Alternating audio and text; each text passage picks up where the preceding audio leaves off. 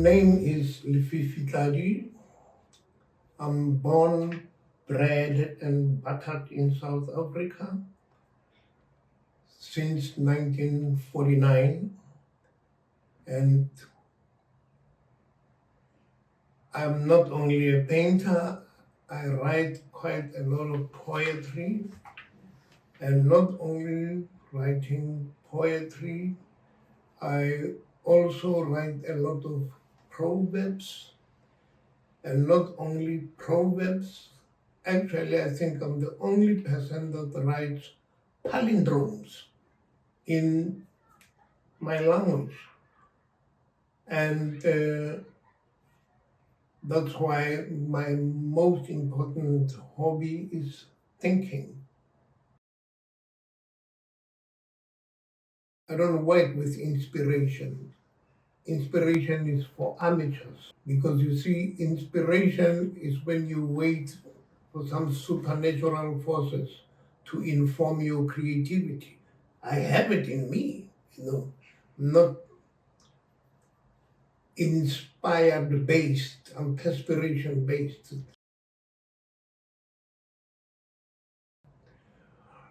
I came to Sweden actually in 1980, and I had a scholarship to study fine arts and art history.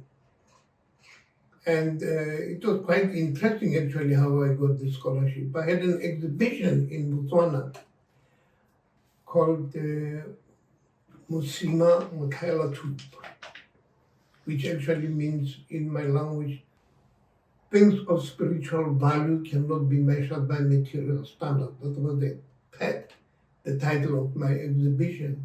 And then one of the Swedish girls who was attending this exhibition in Botswana told me that, you are a fantastic artist. Okay, thank you, and things like that. And she said, but the problem is you can't draw, you know. So, that's a very interesting perspective. What do you actually mean by that? He said, no, your creativity is on such a high level, but you don't have the technical knowledge of representing your ideas. Would you like to go to school and study art? So she applied, and then I got the space from my work, and also my age allowed me to be accepted. And then, boom, I was here, and then it was supposed to be from 80 to 83, and then 83 when I went to Botswana. Then I realized now the Boers were now pushing all refugees from Gaborone to a refugee camp called Dukwe. And then I asked these cats that, I can extend my studies. And then they reapplied. The Swedes said, cool, you can continue his studies. And not only that, I had a scholarship, and for 7 years, and boom, I was, luck personified. And then I studied and then learned all these important techniques and then read a lot of European art history. It helped me really understand what European art was all about.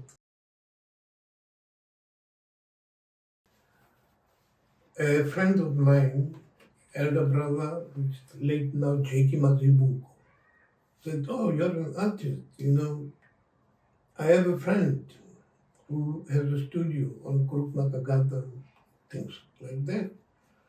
And then when I got to Harvey's place, it was packed with writers, poets, painters, dancers, filmmakers. It was really, and it was a genuine intellectual center that honestly speaking, I have learned more about art and what it's all about from Harvey and his environment more than I've learned from school, But meeting other people who think on other levels, and then it was really, really, really inspiring. One thing I know is that if you have something to do, this is the right place to be because you have the time to really delve into whatever. And this is a place with such a lot of possibilities. But my advice for young people is that have your timeline, that I'm going to study from here this time until this time. And when I finish studying, I organize what has to be organized and get the fuck out of here. Very, very, very important.